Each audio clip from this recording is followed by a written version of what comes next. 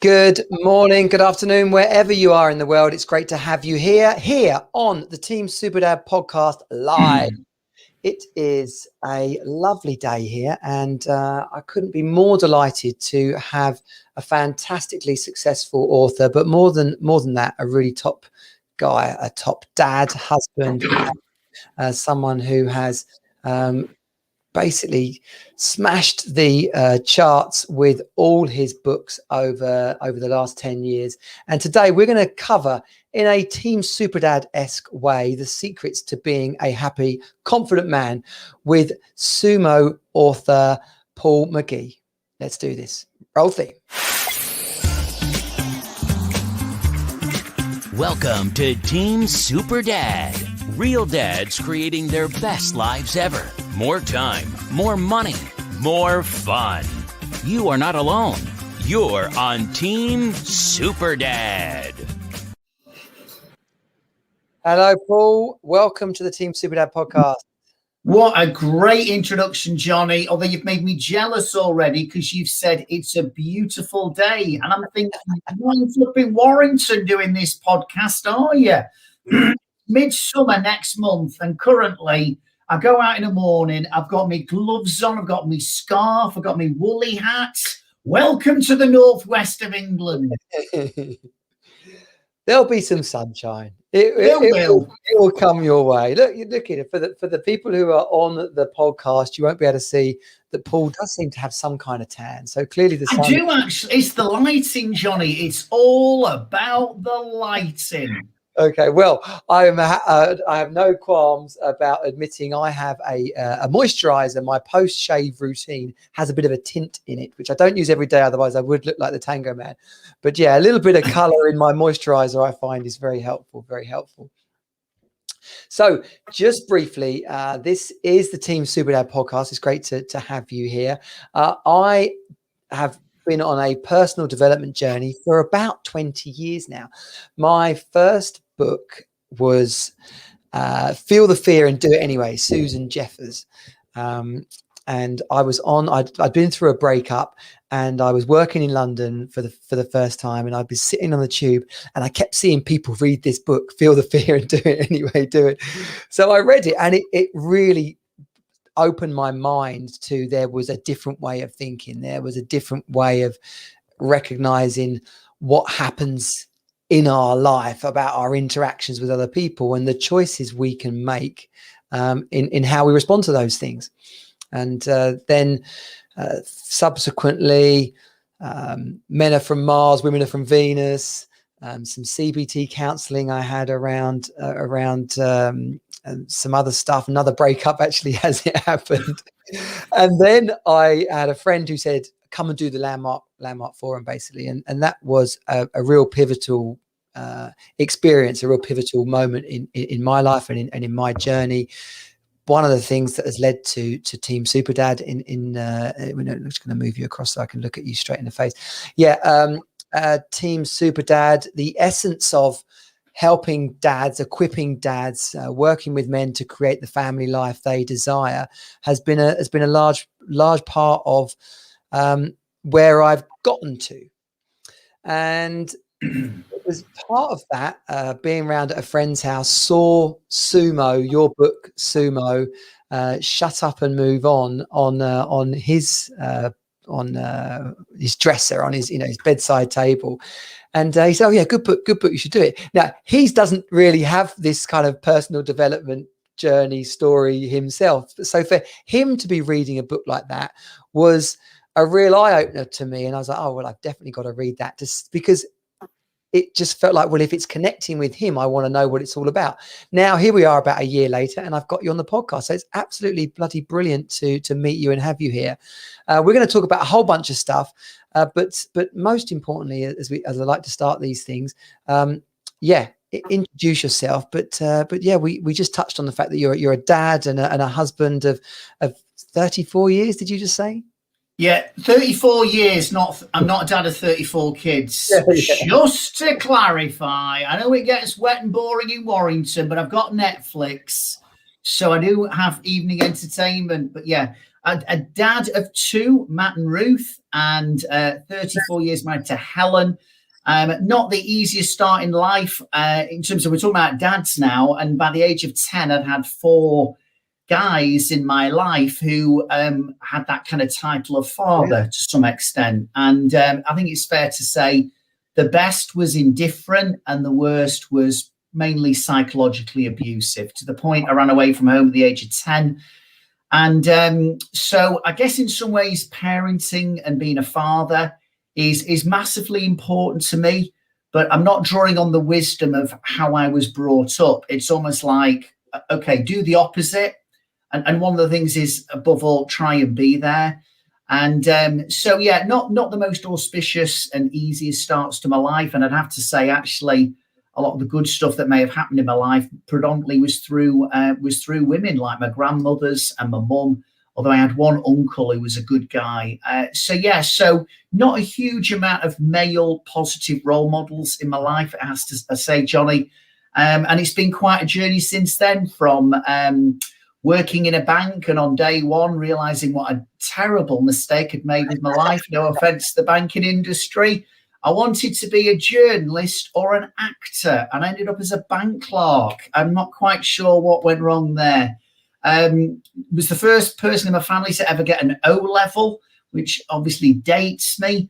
And just as an aside, bit of pub trivia quiz stuff for you. The last person to be hung in this country was actually 2 people on the same day, and that was on the day I was born. So it really does age me. 1964, August the 13th, we hung people in this country still, and I popped up and said hello to the world. And as I say, it's been a roller coaster since then, but in the last few years, probably a bit better, with a few books that have come out, and I do a bit of speaking as well. That's blown my mind. 1964 was the last time we hung some people. Blimey. Yeah, we hung 2 people, one in Manchester, one in Liverpool. And on my birthday, I don't think there was a connection as far as I know. But yeah, the world's changed a fair bit, and that's, and how men perceive themselves since my 56 years on this planet has definitely changed as well. Yeah. I mean, my mum died when I was 9, and whenever you say that, people go, "Oh, sorry," and yeah, it's sorry and thanks for saying that. But actually, I've learnt to manage that and come to terms with it, and become aware that there are numerous people in my life who wouldn't have been in my life to the extent that they are if my mum hadn't have died. And just like you were talking about that uncle, your grandmother, the role of your mum, other people have stepped in and been someone for you, perhaps to a greater degree than they would have done without that. And then secondly, being a dad, being a parent, I know for myself, my dad's a bit of a maverick kind of character, and I can take the good bits and use them, but I can take the bad bits and be like, I'm definitely not thrashing my kids, or I'm not going to go out quite as much and leave them with babysitters, things like that.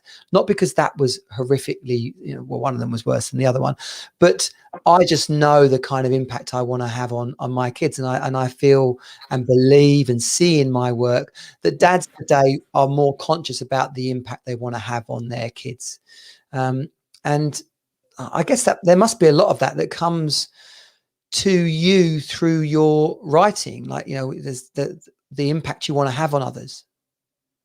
Yeah, absolutely. I mean, I think when you get to my age, you do think about, or I do anyway, maybe more a bit about the term legacy and what you want to leave behind, what you want to be known for. And this might sound a little bit morbid, but at my funeral service, if someone who talks about me and my life, I don't really think they'll be talking about how many books I've sold or how many countries I've spoken in. I think it's going to be about, hopefully, their memories of me as a father, as a brother, as a husband, and as a friend.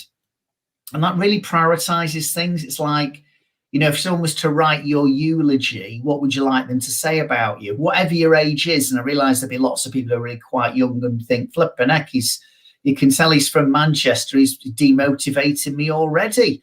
But I think it's a powerful thing. You know, are people, because I know people, you're into fitness and it's part of the message of the podcast about fitness. But I don't know how many people would be said at the funeral, do you know what? Can I just say something about Paul? He had an amazing six-pack. Do you know what I mean? I want to be, and so I think I want to, you know, when it's interesting because I get criticized about my books, about my talks. I'm very fortunate. A lot of people say some nice things as well. But at the end of the day, you know, there's a phrase I came across was, why take criticism from someone you'd never take advice from? Which is good to think about that. Yeah. But also, whatever anyone thinks of me, what does my wife think of me? What do my two kids think of me? Because that's probably the most important thing, you know. And sometimes I think in life we can, and I'm certainly very guilty of it, we crave, you know, affirmation and feeling validated and of value and of worth, and we can look for it from all kinds of people. And yet sometimes maybe just look a little bit closer to home and find your security in those that are around you. And yeah, so that's just some food for thought there for you, Johnny, and your listeners and your watchers. Yeah, well, in the Team Super Dad F5, you know, the focus, the fitness and the finances part are very much the internal, the who we know ourselves to be, our inner confidence, our self-belief. And because when we can be strong in those areas, then we can be the man, the dad, the brother, the friend that those around us need us to be. But when we're worried about money, or we're back's hurting, or we're anxious, when we don't know what we want to, or we do know what we want to do, but when we know we want to be a journalist or an actor, but we're working in a bank, that will eat away at us, as you just alluded to yourself.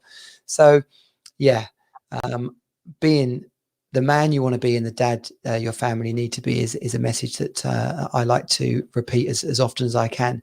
And there's a holisticness to what you've just said, isn't there? Because if I am unfit, unwell, feeling demotivated in life because I haven't done what I planned to do, then I'm not going to be in a good place to be helpful to anybody else. So there is a very much a holistic part to all of this. But I think some people can get obsessed with one dimension of life, for instance, fitness, but then forget about other aspects of life. And some can be pursuing wealth, the finances. And again, you then think, okay, what about everything else as well? And it's, you know, there's no easy answers. There's no great cosmic secret to all of this. It's a lot of common sense. It's a lot about asking yourself, what do I really want? And it is about understanding. I mean, it's a quote from, well, I've heard it many times before and used it myself. You know, you've got to put your own oxygen mask on first before helping others. So, but in helping others, you do need to help yourself, and it's hugely important. So I think a more holistic view of life is very, very healthy. And I think some people can become rather out of kilter in terms of, you know, focus is important, but it's like before you decide on a goal, what are your values? Because I think some people go for goals, but yeah, is it really, you know, but if family are important to me, but a certain goal I have means I'll be away from home 200 nights a year when they're small children, well, weigh that up. You might still want to do that as a sacrifice, think long term, but at least weigh it up, because sometimes you can achieve a goal and still not be happy. Yeah. Bloody brilliant point. And people are constantly questioning their happiness. Like, I'm working this hard. I've achieved all this. I should be happy, or worse, they should be happy. Why aren't they happy? What am I doing wrong? Am I not enough? Like this constant questioning, but actually it can come back to something which, if you're aware of the topic, values, something as simple as values. But if you're not aware of it, if you haven't had these kind of conversations, had been introduced to personal development or the introspective view on like, oh, wow, what are my values? we can inadvertently be pulling or pushing against our own values, and that's what is fundamentally making us unhappy. I think there's a narrative, particularly in the West, more so than the East, which is there's an underlying message that is for whatever gender you identify with. This isn't just for men and dads, but there is an underlying message. It's very, very subtle, which is you're okay if you do this, if you look like that, if you go on, buy our product, experience the thing we're trying to offer you, you're okay if ... And there's this sense in which, you could argue without getting too political, but capitalism is born out the fact that to some degree we're always a little bit dissatisfied because we want more. And there's also this subtle message, when you have more, then you'll be happy. So then you get your more, you go, all right, I was happy and I really enjoyed the new car. It was amazing for the first week or month. Now I'm used to it. So now I need to get more because I still, we're a bit like Bono, aren't we? Or Bono, or you ever call him, from U2. 1987, the album Joshua Tree, and I still haven't found what I'm looking for. And so I want to sort of like start from the position of not you're okay if, but you're okay and. So you're okay and you might want to develop your fitness. You're okay and you might want to improve in areas of your life. You're okay and. Yeah. Not you're okay if. Because when we're on this okay if treadmill, you're constantly trying to catch up with yourself, and you're thinking that happiness is a destination. And in fact, some recent research has come out that said the more people who chase happiness, actually they'll find that they actually are unhappier. And I've got a book coming out in June with a friend of mine, Dr. Andy Cope, and it's called The Happiness Revolution, a manifesto for living your best life. And part of what we say in the book is happiness is a byproduct of living life well. It's not a goal or a destination, because guess what? You'll never arrive. You'll get to a certain place. I used to think once I get a book in the bookstores, I'll be happy. No, I wasn't. Once I've sold 100,000 copies of a book, which SuMo has, then I'll be happy. No, I wasn't. Once I become a Sunday Times bestselling author, then I'll be happy. No, I wasn't. It's almost like I'll be happy if, or I'll be happy when. And it's like, no, it's a byproduct. Don't pursue happiness. Pursue living a good life. Pursue being kind to yourself and others. Pursue being appreciative and grateful for life. Pursue not taking yourself so seriously at times and having a bit of a laugh. When we have a laugh, now you'll like this one. You'll like this one a lot, Johnny. Let me tell you, when you laugh, when you have a really good laugh, not that pretend, I'll pretend that, I found what you said funny because you're the boss or whatever. But when you really laugh, okay, 3 things happen in your brain. Number 1, release of endorphins. Number 2, a decrease in cortisol. And number 3, an increase of oxytocin. So increase of oxytocin, endorphins, decrease of cortisol when you laugh. And you think, what else could cause those chemical reactions in my brain? Exercise releases endorphins. Meditation reduces cortisol. And having a cuddle, having a kiss, having sex, that releases oxytocin. So guess what? When we are laughing, that is the equivalent of taking exercise, meditating, and having sex all at the same time. Wow. But not so challenging logistically. Well, and inside of a relationship, sex, particularly long-term relationship, sex can not be as forthcoming as it perhaps is in the start, and that can start to undermine a relationship. But actually, laughter, to find a connection, we've talked about values again, shared values, to keep a relationship on track, just to enjoy each other's company and laugh together, obviously then you've got more of a chance that it leads to cuddle and sex. Well, do you know what? When I take my clothes off, that causes my wife to laugh a lot. So it's a win-win. But also when we talk about sex, maybe we need to widen that definition, because sometimes it's, you know, when often blokes, or certainly when I've used to think about sex, I just think about intercourse. But is it also about intimacy? Yeah. And having that intimacy as well, and physical touch. And, you know, so maybe, you know, I wouldn't exactly say I'm on this podcast because I'm an expert in that area. But I think sometimes we do think, well, I've not had sex this week. Yeah, but, well, perhaps the question is, have you had some intimate moments with your partner? Have you touched? Have you, you know, connected physically and emotionally? Because maybe that has more significance than, you know, did I get it last night? Yeah.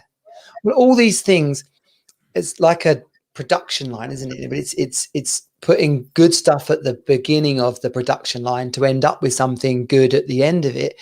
And that starts with ourselves, understanding our values and purpose, thinking about how our goals relate to that, finding confidence and happiness, laughter, all about being good ourselves, putting that oxygen mask on before you help others. Then you can be a complete version of you to love and support and provide for the other people in your life. Speaking for myself, I know that I did that I'll be happy if, or I'll be happy when thing around getting married. And it went, and I picked it up from a 9-year-old boy who'd lost his mum. And I was like, oh, well, when I can create my own family, that'll be it. I'll fix everything. So I took that into relationships, trying to find the relationship that was going to provide that. Then when I got married, kind of clung on to the picture of the happy marriage. And that might not have helped the marriage, but also it might have meant that I stayed too long in a marriage, which I came to realize was completely wrong for me and her. I think she came to realize the same thing.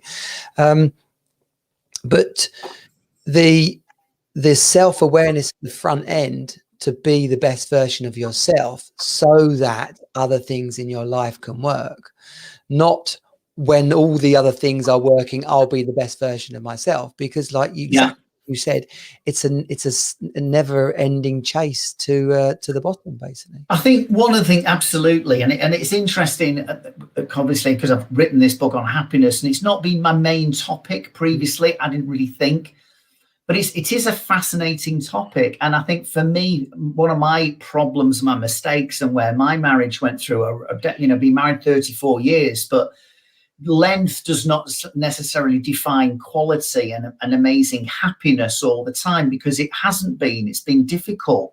And my wife has been incredibly gracious and patient. And I've had to work through a number of my own kind of like inner challenges. And one of them was thinking that the keys to my happiness are in someone else's pocket. And no, they're not. They're within us. And I think we sometimes go in search of happiness rather than realizing it's probably already within us. But we, as I say, I used to watch lots of films as a kid. I guess they were Hollywood films, and in the end, you meet your hero, your heroine, whatever, and they lived happily ever after.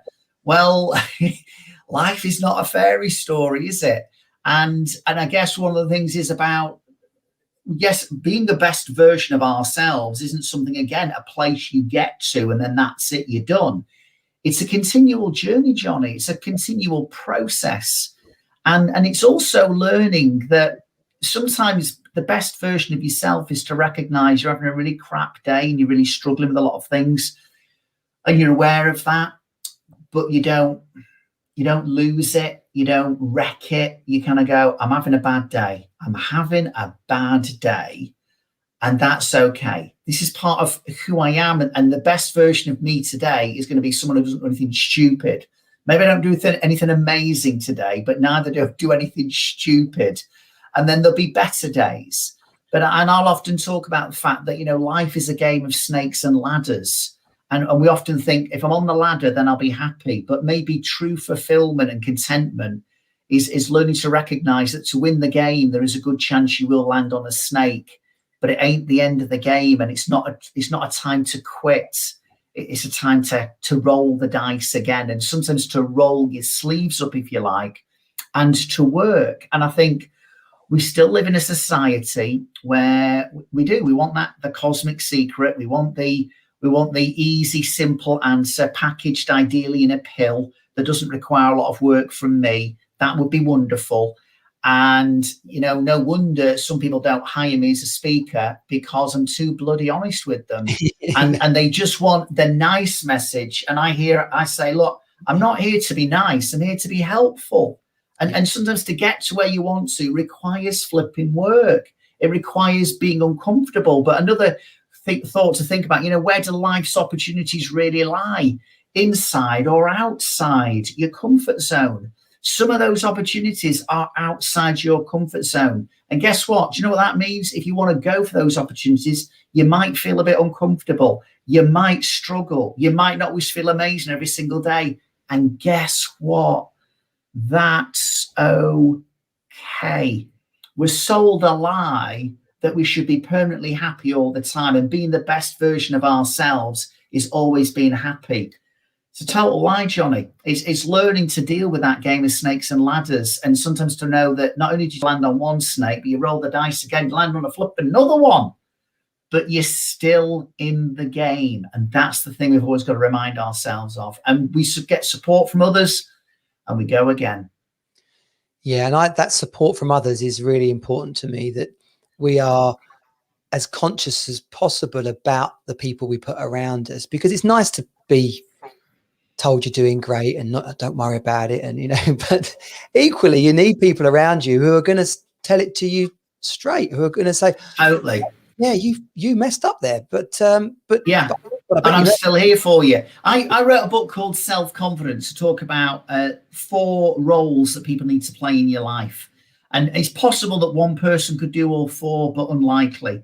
And you do need your cheerleader, the person who believes in you. And you think about maybe a teacher or a parent or a family member who was your cheerleader as a kid, and you'll still remember them. But we sometimes need a cheerleader now. But you also need, as you've alluded to, you need your challenger. You need your kind of Simon Cowell figure in your life. When I don't really watch it, but the X Factor, if that's what it's called, he'd be the one that would say, that wasn't very good. And Louis is telling everyone they're amazing, but Simon's going, that was not flipping good. Or you might be a duet, but I don't know why she's with you. I don't know why he's with you. You'd be better as a single artist. And sometimes we just want the cheerleaders. We want people to tell us what we want to hear. And sometimes the real value comes from that challenger who is going to say, you're better than that. Or I think you're a bit of a dickhead when you did that, if I'm honest, mate. Or you really overreacted then. And it's time to sort of like shape up and, smell the coffee and get your act together. You need sometimes your challenge. You need your cheerleader. You need your challenger. You need your confidant. And it seems that women seem to have that more and more happy with that than guys. So I remember going to a football match with a mate of mine, and we used to go. I was watching Bradford City at the time. I support 2 football teams, bit weird, Bradford City and Wigan Athletic. And we'd commute from Warrington, where I live, to Bradford and back. We're talking about nearly 3 hours in the car. Right. And all of a sudden, one day I said to the guy, I said, I won't mention names, but I said, hey, you and your wife must come over for dinner. He said, didn't I tell you we're getting divorced? I went, no. And we'd share a car virtually once every other week for 3 hours. I said, when did this all happen? He said, about a couple of years ago. I said, a couple of years ago, you decided to separate. And when I asked her, men sometimes don't confide about emotions. They'll just talk about facts. Yeah. But we need sometimes the confidant. So you got your cheerleader, you got your challenger, you got your confidant. And sometimes you need your coach, because sometimes we're struggling in life and you might need that financial coach just to advise you a bit on that. You might say, but I want to go for promotion at work, but I've got to do a presentation. Well, maybe you need someone who's going to help you to present better. There's nothing wrong in seeking support. And I always say this, seeking support is not a sign of weakness. It's a sign of wisdom. And I think there are so many people who don't fulfill their potential in life because they were too arrogant and two, full of pride, to humble themselves and say, you know what, I could do with some support here. Absolutely. I mean, that line, seeking support is a sign of wisdom. When I'm sure you've shared the stage with, met lots of people who, you know, in inverted commas, are successful, and you start to realize the traits of these people aren't that secret. You know, they're very organized, they have an empowering context, their routine is on point, and they put great people around them, so that when there's an area that they're not strong in, they've got someone who comes in with that knowledge. And I guess it's easy to say, oh, well, they've got money, or it's easy to, they're successful. It's easy to meet other successful people. Well, maybe, but in the world we live in today, through LinkedIn, through business networking groups, through just any kind of reaching out. How did you come to be on here today? I had a conversation with you on one of the socials, and you said speak to Helen, and here we are. So it's, we shouldn't. And if you think about, also just interrupt about role models. So, and I realize you've got people in the US who listen to this and other parts of the world. But in 2003, England won the Rugby World Cup. Johnny Wilkinson, last minute drop goal. If you're listening from Australia at the moment, I'm really sorry. And the coach of the rugby team that day was a guy called Clive Woodward, now called Sir Clive Woodward. You know what's interesting is in 2003, he coached England to their first ever World Cup success. And actually, although we've been to a final since then, and had 2 finals, we've never won it again. So he's the only England coach to have helped, to coach England to Rugby World Cup success. I worked with the guy after that occasion. He read SuMo like you did, and he sent me an email. And because he was trying to get into football, he was connected with Southampton Football Club at the time. And he just reached out to me. And it's like, whoa, hang on a minute. I mean, he was probably earning a ton of money as a motivational speaker in those days, especially. In fact, I've got an idea how much he was earning. Out of respect, I'm not going to mention it. It was a few quid. Yeah, comes with winning, doesn't it? And the thing is, it wasn't a case of I've arrived, I can't learn anything else. Look at me. One thing I'd say about Clive Woodward and about other people I've met, I've met and know people who work closely with Pep Guardiola at Manchester City. Stay hungry, stay humble. And just because you've reached something, as Clive Woodward had, it wasn't a case of, right, pass me anorak of arrogance so I can wear that regularly. It was, right, what's next? What else can I learn? All right, some people have heard of SuMo. Come on, let's not get any bullshit here. The majority of your listeners haven't got a flipping clue who I am. Yeah. And yet, here's to Clive Woodward going to an unknown, and I was even less well known then than I am now. And yet he said, can you help me? And I think, what a message for everyone, but particularly for men, to go, wow, whatever you achieve in life, remain curious, remain teachable. I've worked with Patrick Vieira, French World Cup winner. And again, it's like people say, well, what could you teach Patrick Vieira? Well, we spent probably close to 18 months together while he was managing the Manchester City under-21s. And, the guy was open to learning. And I just think we need to be aware of being so arrogant that we don't think we need help, or so arrogant and so self-assured that we don't feel we can ask for help. Embrace, not a very strong message from the West, but embrace humility, guys. Embrace it. And actually, the fact that you're having people listen to this now and watch it is an indication that, well, you are curious, aren't you? You are hungry. You're investing some of your time in your own development. So that's good.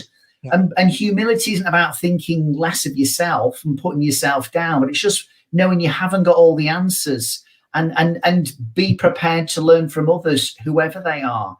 And that's certainly something that Clive Woodward did a few years ago when he approached me about working with him. Yeah. When vulnerability is a similar word, isn't it? That guy in the car with you, 3 years, 2 years, going through a separation, and he didn't mention it to you, someone who's been married ups and downs for 34 years. It didn't occur to him to be vulnerable enough to say, I think my marriage is tanking. Like, what do you reckon? Yeah, and men, there is an argument, and I'm very wary of anything about gender differences, but there is an argument that men do find it more comfortable, perhaps it's because of our upbringing, but more comfortable talking about facts rather than feelings. And we were very happy to talk about the facts of why Bradford City weren't performing that well that season. But we weren't prepared to talk about the feelings of a marriage that was breaking up. Yeah. Well, I was grateful for the opportunity to be involved with a book called Being Fine, and 16 chapters, 14 guys, 2 women. It's all about pretty much their stories of hitting rock bottom and bouncing back. And pretty almost consistent across all of them is this idea that, you know, men don't say what needs to be said or don't ask what needs to be asked. But when pushed on the subject, or when the subject gets so bad that they have to, they then do.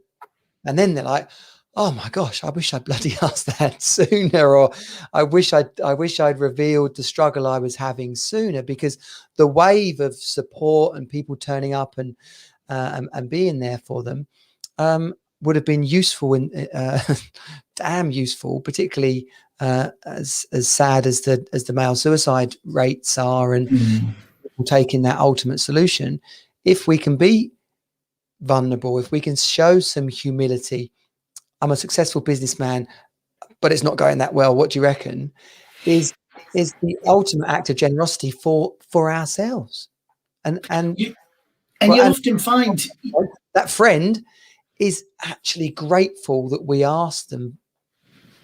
Yeah, and you'll find that often people are more prepared, because when someone comes to you and says, can you help me?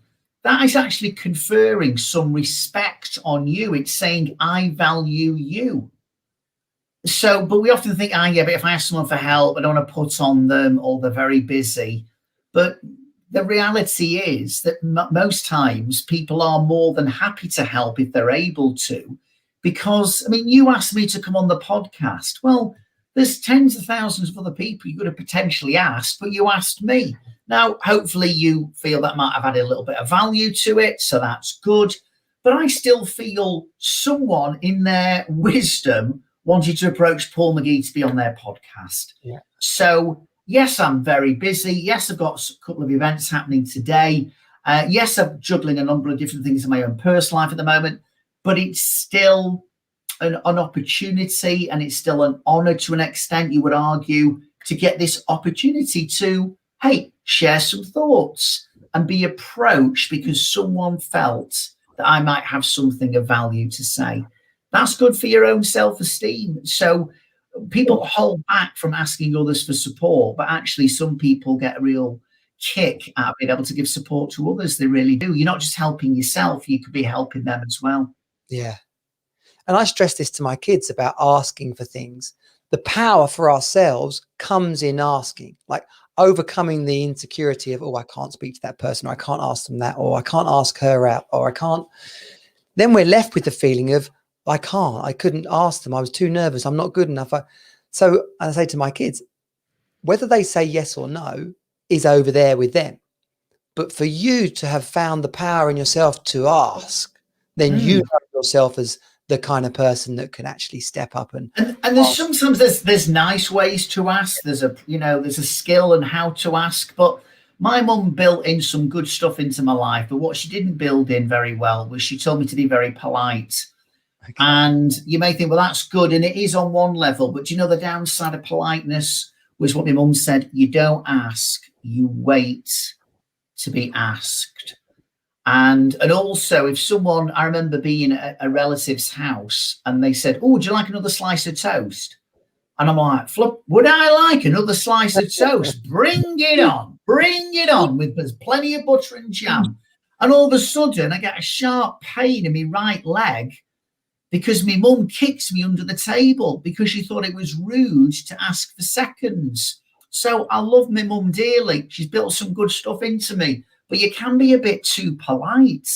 No, so in other words, do be prepared to ask, because not everyone's going to ask you, would you like seconds? You've got to ask for your seconds. You got to, make certain things happen. Don't always be, the passive person in life. Be the proactive one. And if you want a second slice of toast, and you're going for a run later, so you'll burn it off anyway, go for it. Just make sure my mum's not sat at the table with you, because you'll need shin pads. Well, as a metaphor for life, if you don't say yes to second slice, someone's going to say yes. And either you just missed out or you're left behind. There's somewhere that it's, I kind of, when people offer to give you money, like it was always in America, I got a very generous family and stuff. And my Auntie Barbara would only ever see them, once every couple of years, whatever. And more often than not, she would give me $50 or $100 bill kind of thing. And I knew how much joy it gave her to give me it. I would generally say, oh no, that's not necessary. Are you sure? And then she would say, absolutely, Jonathan, I love you. I want to treat you. Then it's for me to say, thank you. Totally. And to pause for a moment, feel her love, know that it's something that was important to her. And actually, when I spend it, think of her, buy something that matters to me, buy something that was an experience or something that I couldn't have done otherwise. And just be very present to that love and connection that's happened in that moment, rather than, oh, you took $100 off your grandma, like, how the hell could you do that? Which was kind of like the second piece of toast, sort of. Sure. I know, I'm going back to my mum now, because she is very generous, but what we try and do, because she just mainly gives us money, is, let her know what we spent the money on. Because that means a bit more to her, and you can think about it now with technology. If someone's giving you a gift or whatever, well, when people are, because I like my Belgian beer, and sometimes, like, I did some coaching recently for a woman, and I said, no, I'm not going to charge you. She said, well, I want to send you something. I said, you can send me some Belgian beer if you like, Belgian or German beer, that'd be great. And she did, and I just took a photo of one of the bottles of beer and just went, cheers, really appreciate it. So people want to show kindness, and sometimes in receiving it, you can actually enhance how they feel by maybe saying, look, thank you for that money. Here's what I did with it. Or here's a picture of me enjoying what you gave me. So much of what we're talking about today is actually the flow of the message in SuMo, which SuMo stands for shut up and move on, right?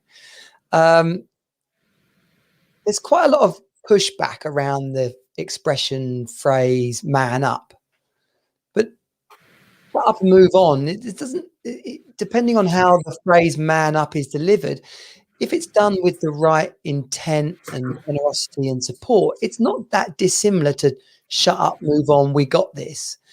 Can you tell us a bit about how that name came I mean, like, oh, that's a bit too close to the bone, or was it exactly what you wanted to say?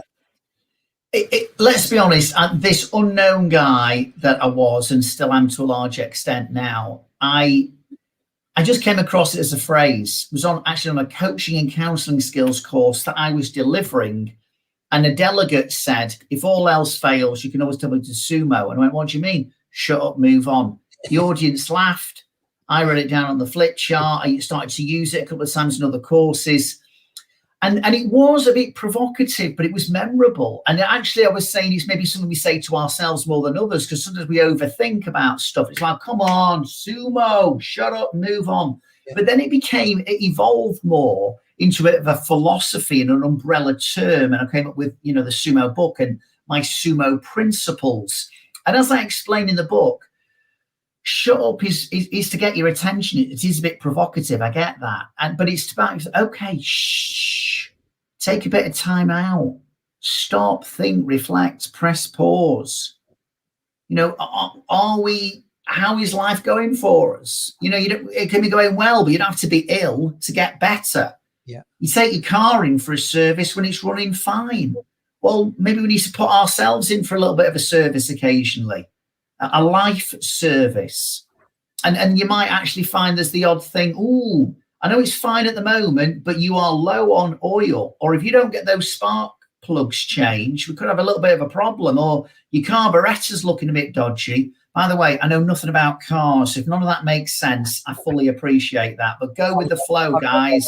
I'm no better. And the fact is, it's like, all right, so you put your life in for a service.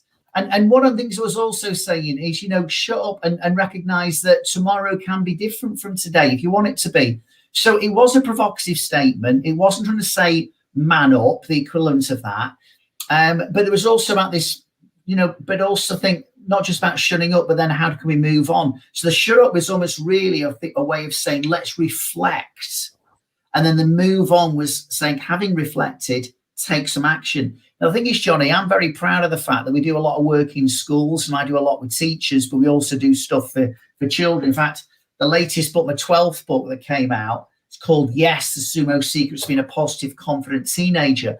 But when we were using the book when we started doing SuMo in schools, we did get kickback, because although teachers realized this is just a bit of a fun, quirky phrase. I mean, the front cover of my SuMo book is a funny looking SuMo character on a unicycle.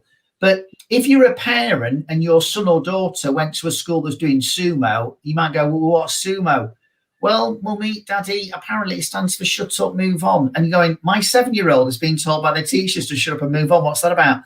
So we've had to adapt, and we do also refer to it as stop, understand, move on. And some people find that a much more, digestible term. But the essence of it, I mean, so I always say it's not just a catchphrase, it's a philosophy. And there are times it's a bit like you don't cut the hedge with the lawnmower. It's a good tool. We've got to use it in the right context. And do I need to sort of say to myself and even some other people, oh, come on, SuMo, shut up, move on, come on. You do.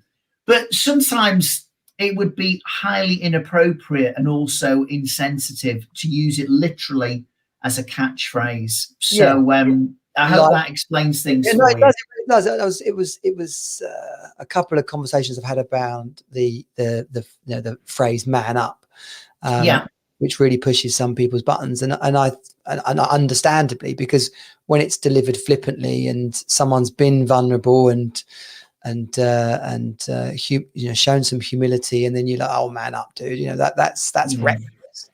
But when it's what did you say? Stop, understand, move on. Yeah, like that's the same, really. Oh, come on, man up. Like stop, understand, move on. Like it doesn't have the same impact, but when it's done with love, like I said. Yeah, and there is. I mean, we talk about that phrase. I don't know, in the army or whatever, man down, and that's a generic term, man down. Well, okay, man up could not mean man up, just get over it, and it could mean, okay, we need to man up here. We need to support and lift up and raise people. Yes. Because there's man down, whatever their gender might well be. And we do want to reach out. We do want to support people, acknowledge where they're at. And what we're going to be really careful of is this one size fits all approach.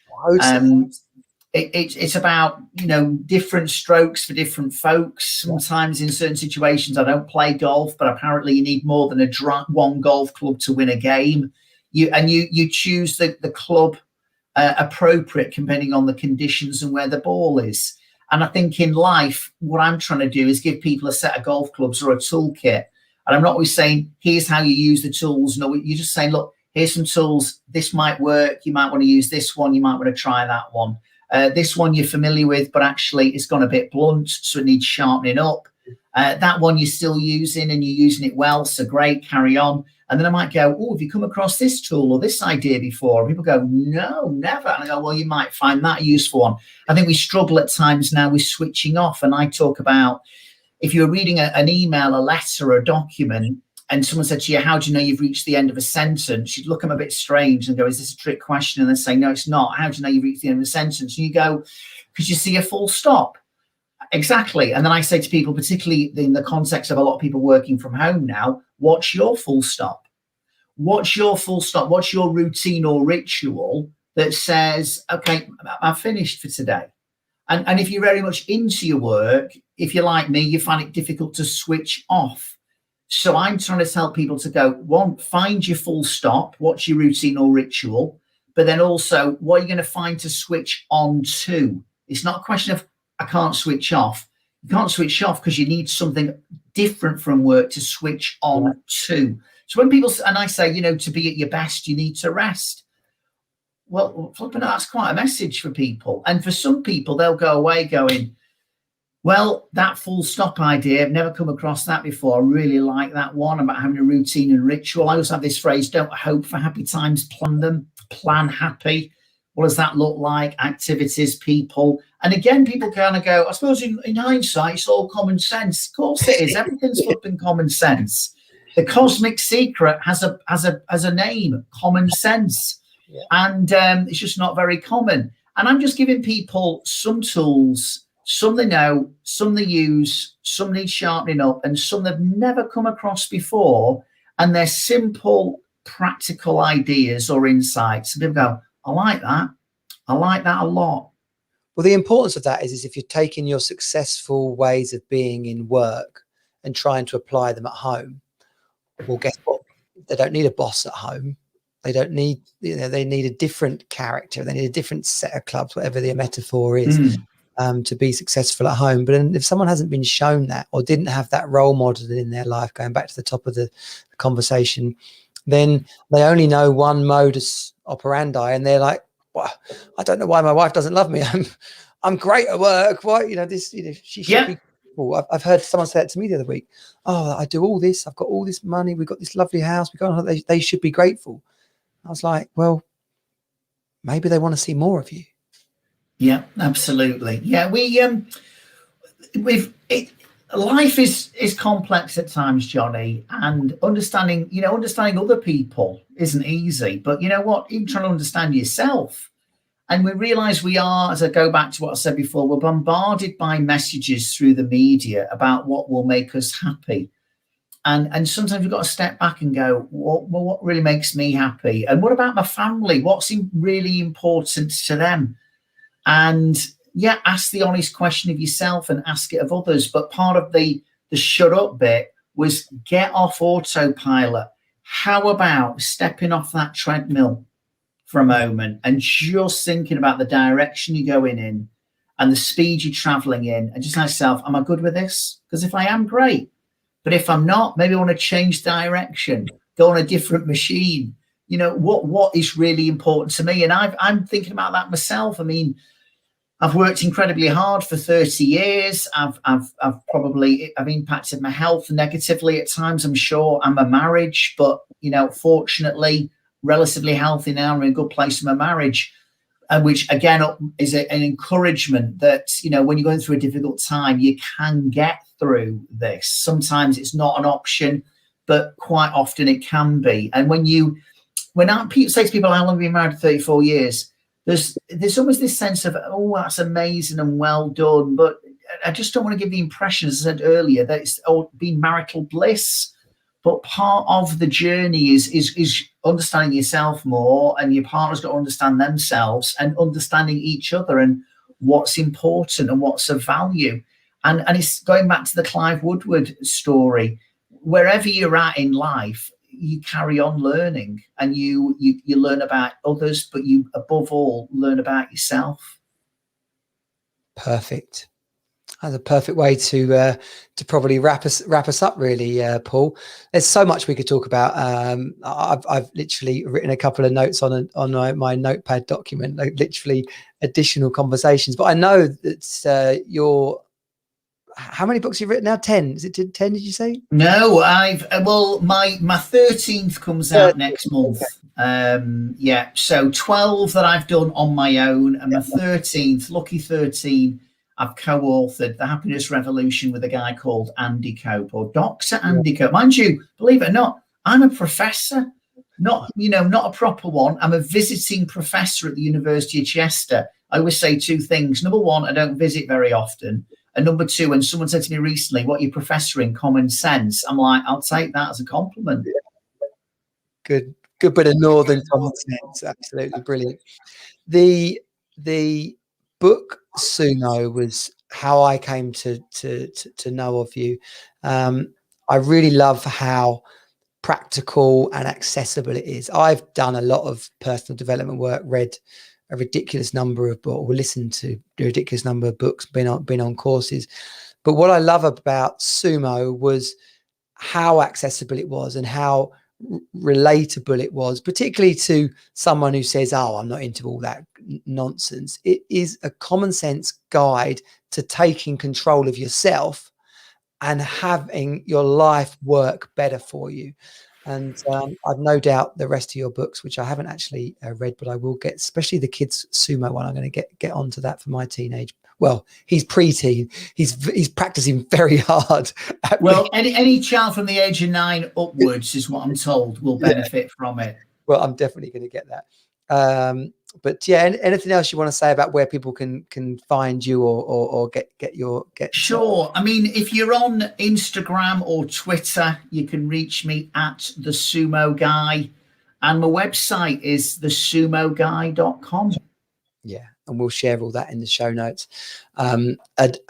55 minutes can't possibly do you yourself justice there, Paul, but I hope that people have taken a lot from this. We have touched on confidence, happiness, we've touched on relationships, we've touched on being successful in business, and even just the reference to the book on teens. So this really is a whole picture on our dad life, being the man we want to be and the dad our family needs.